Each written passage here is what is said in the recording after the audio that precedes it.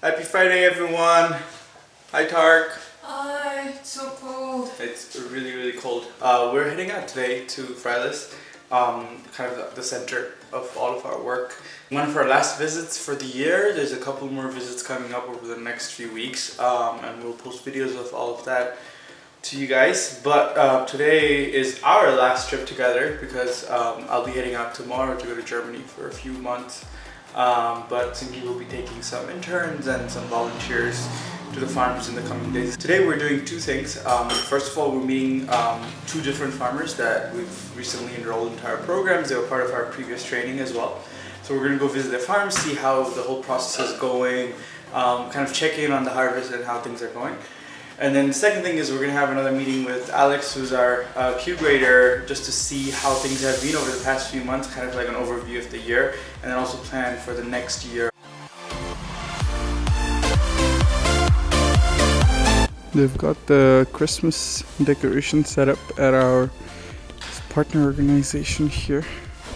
This place is called Centro Agricola, and they basically provide different services for farmers in the region.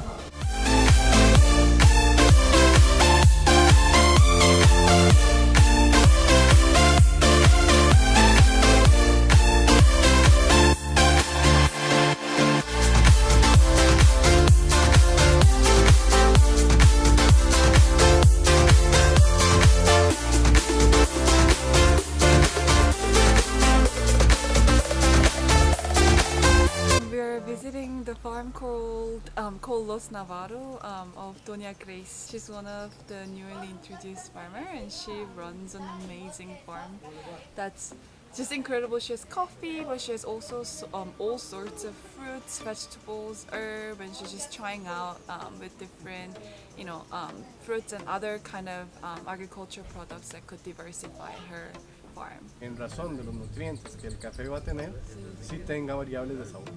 Entonces eso lo hace interesante porque no tiene una misma...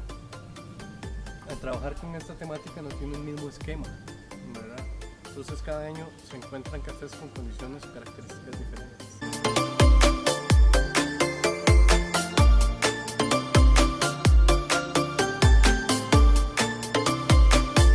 Starting the day with some agua dulce.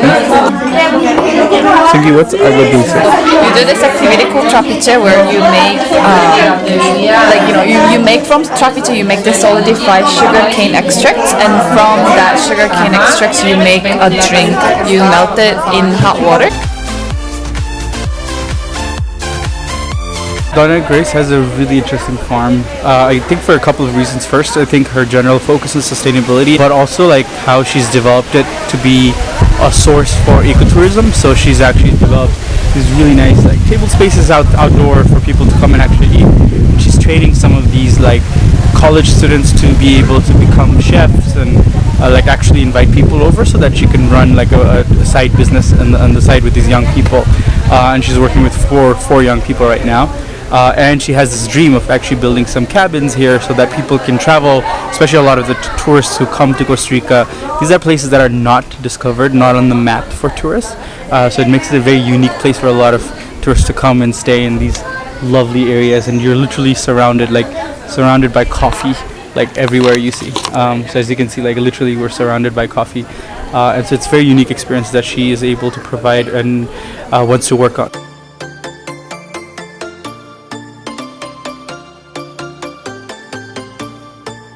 We're going to the butterfly garden.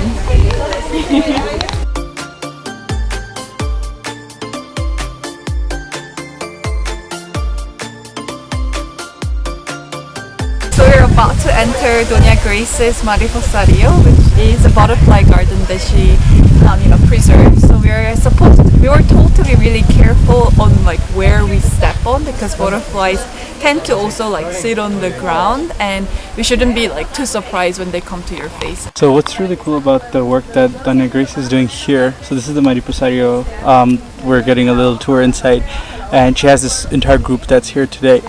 We're just kind of following them, but what's really cool about the whole work is that she's basically employing these children, the 4 or 5 people that I mentioned earlier, who are actually on the streets. And so she's actually taking them out of the streets and giving them opportunity to kind of revive themselves and use entrepreneurship and kind of the skills to kind of get back on their own feet and live a really dignified life. And so it's truly inspiring. We'll take you inside in a minute.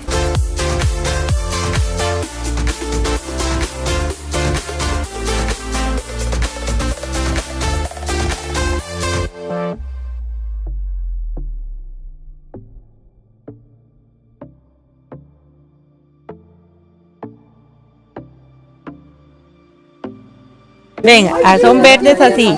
Y allá, ven aquella que está como azul. Ya es que ahí se pone el color que es de ella y nace. Y aquí las tengo protegidas de las arañas, porque las arañas son la comida ideal de ellas. Entonces hay que protegerlas. They are eating bananas. And they have to change it like every 3 days or so. We are entering the coffee farm of Doña Grace, and she's explaining what kind of variety that she has. And most of the thing that she has is Captura and Catrai variety, and she just was briefly explaining how she was suffering from Arroya. Esto hace poquitos años, que tal vez, ve, ya está controlada. Aquí está, pero está controlada. No hay, cuando es verdadera hay como un polvillo naranja. So this is as high as it can get. We're at 1600 meters. You could get higher, but honestly this is one of the highest places that you could be. This is Doña Grace's highest point in her farm. And you'll see in the interview that we'll share in a few days the story behind the entire farm and everything. But just look at the beautiful view that you get from here. Hasta ahora tuve que echar químicos, que es lo de la roya, pero siempre lo he mantenido orgánico. Digamos, nunca he echado herbicida. Mi cerco no conoce lo que es herbicida.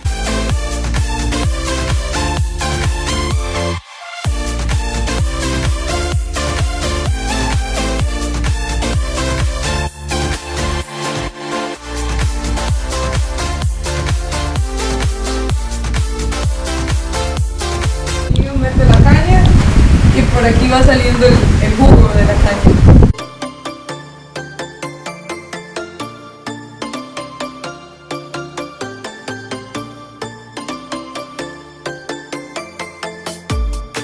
So we just came back from a really quick visit to Raquel's farm, and we'll have some videos coming up in this in the next few weeks on her story as well. But we didn't get to spend as much time at her farm because we spent a lot of time at Doña Grace's farm. But we're going back to her farm on Saturday and going to spend a lot of time with her farm, especially as they were really busy with picking, so we didn't want to kind of intervene, and we also have to head back to the city.